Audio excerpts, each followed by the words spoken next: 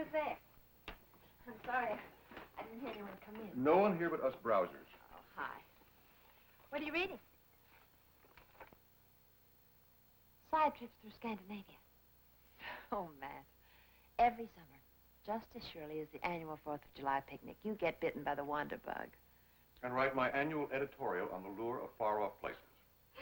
And you come in here with lists a mile long of travel books that you want me to order for you. And stay right here at my desk in Peyton Place. Have you seen this one on Africa? All about the game reserve at Serengeti?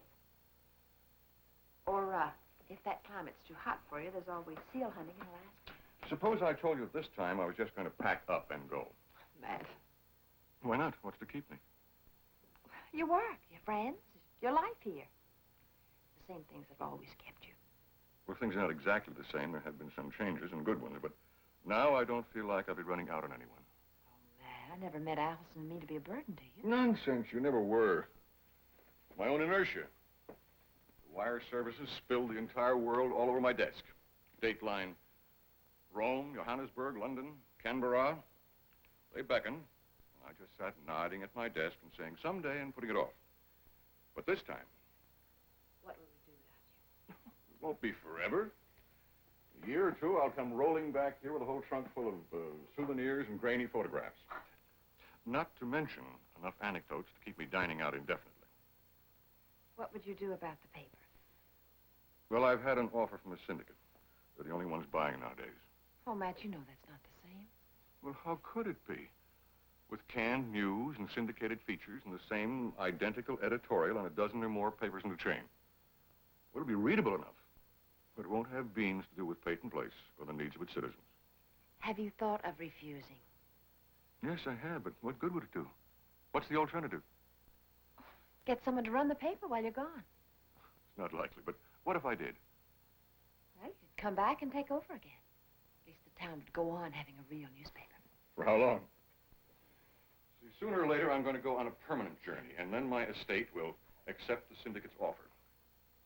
And the Peyton Place Clarion, as owned, edited, and published by Matthew Swain, that antiquated individualist, will be one.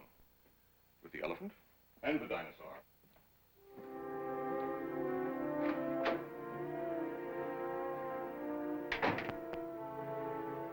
Nothing. And nothing. No breaks, no fractures, no swelling. As a matter of fact, all the bones are where they should be. Dr. Rossi, I'm so relieved. Kim, the doctor says that your leg is just fine. Would you like to have an ice cream cone to celebrate? Yes? What would you like? Would you like, a double chocolate cone? Or would you like, one scoop of Rocky Road and one scoop of chocolate? Which would you like? Double chocolate?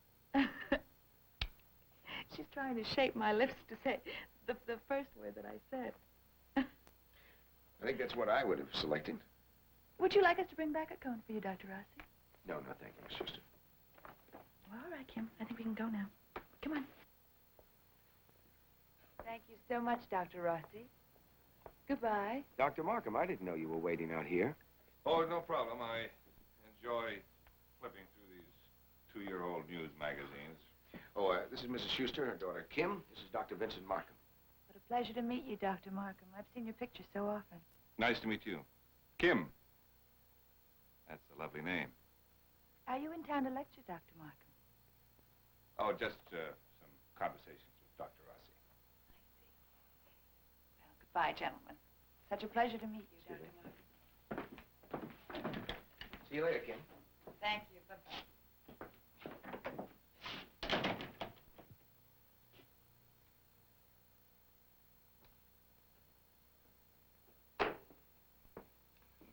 Well, your practice has its fascinations. What was that? A double chocolate and a scoop of Rocky Road. And a lovely child is faking. A mother who rewards her for it. Well, that's only the top of the iceberg, that's it. Yes, I can imagine what's underneath. All right, what about your tests? Spare me, doctor, spare me. I've already confirmed your diagnosis. I consulted with a physician whose opinion I've always respected. Oh, that would be Dr. Vincent Markham. I accept your verdict. I do have polycythemia rubra. And for temporary relief, phlebotomy is indicated. Do you agree? Well, I never needed convincing. Well, then, let's get to it. Don't want to waste any more time than is necessary. Your time or mine? You know, your mothers could learn something from my Quechua women. They're not afraid to punish their children.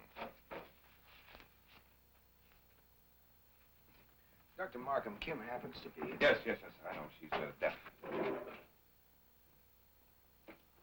All right. All right, you give your Indian women time.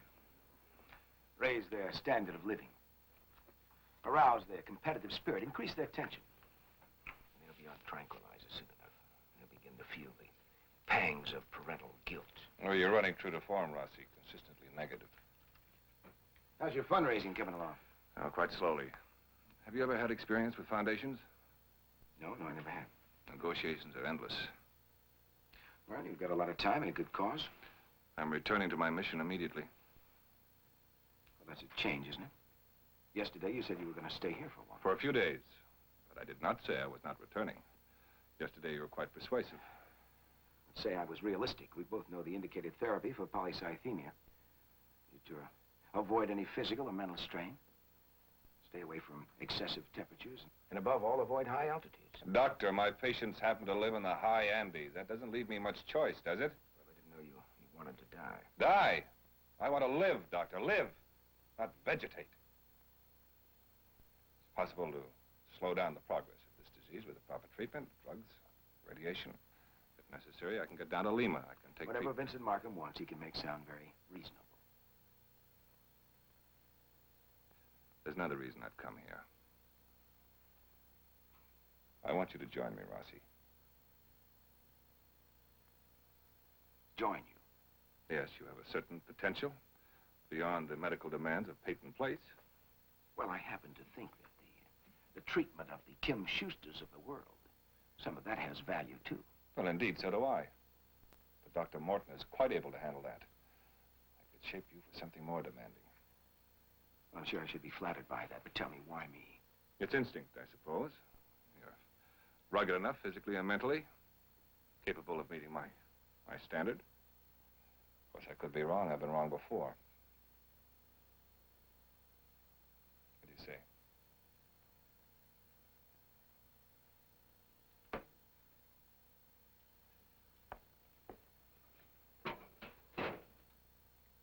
Coming from you, that's quite a tribute.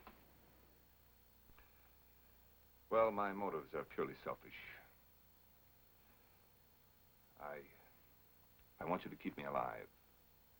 If it works out, eventually you can replace me.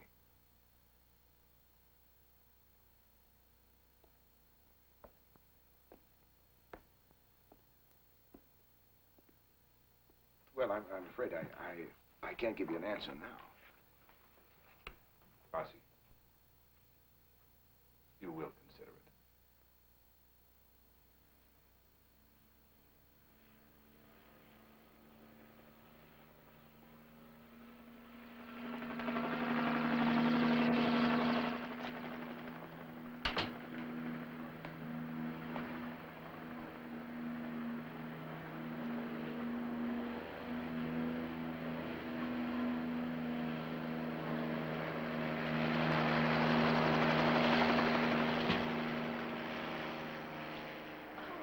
Kim, look, that's a helicopter. It's like a plane, see?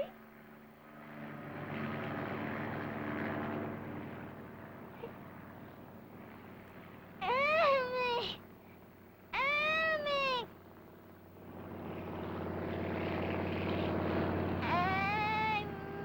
Amy! No. No, Amy is not coming. I'm sorry, Kim.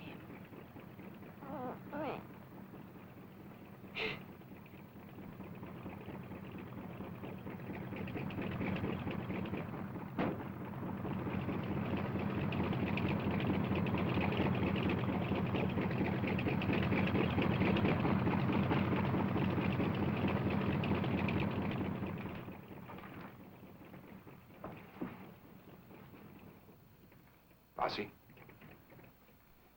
You presumptuous meddler. Just what did you tell my brother to force him to come here?